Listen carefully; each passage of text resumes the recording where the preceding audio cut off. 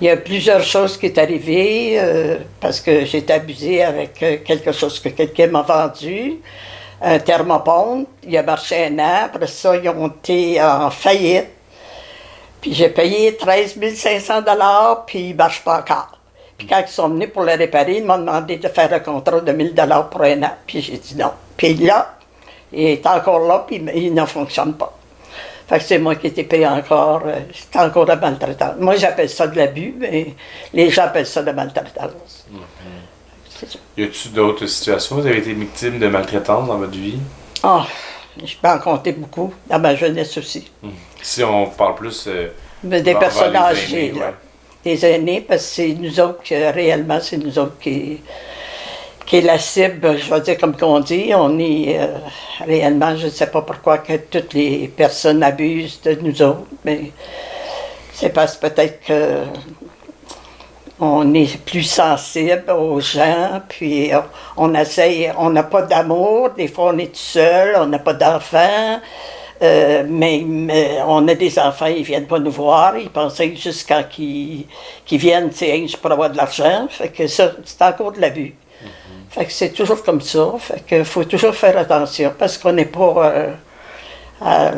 on n'est pas réellement des personnes qui pensent avant de faire quelque chose. Tantôt, on a parlé de votre petite fille. Oui.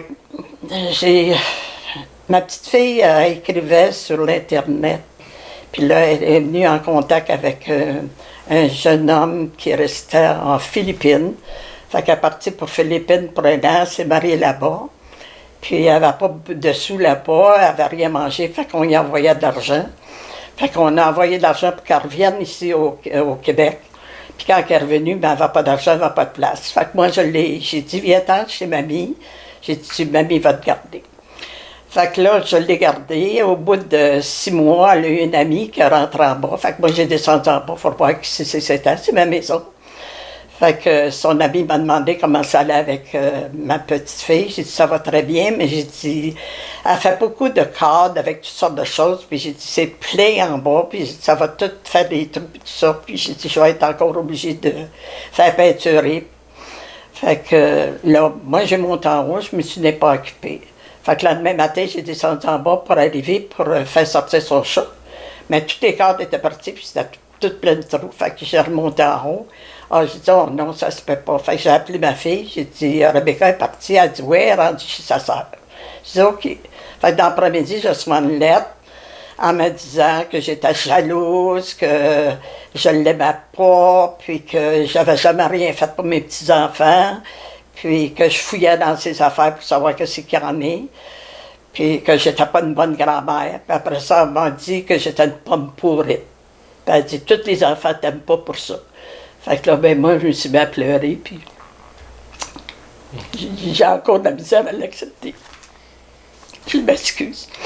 Pas de problème. Puis là, elle me parle pas, puis c'est arrivé la même chose avec sa soeur. Sa soeur n'a pas eu soin, elle a eu soin de la petite, puis elle ne parle pas du tout.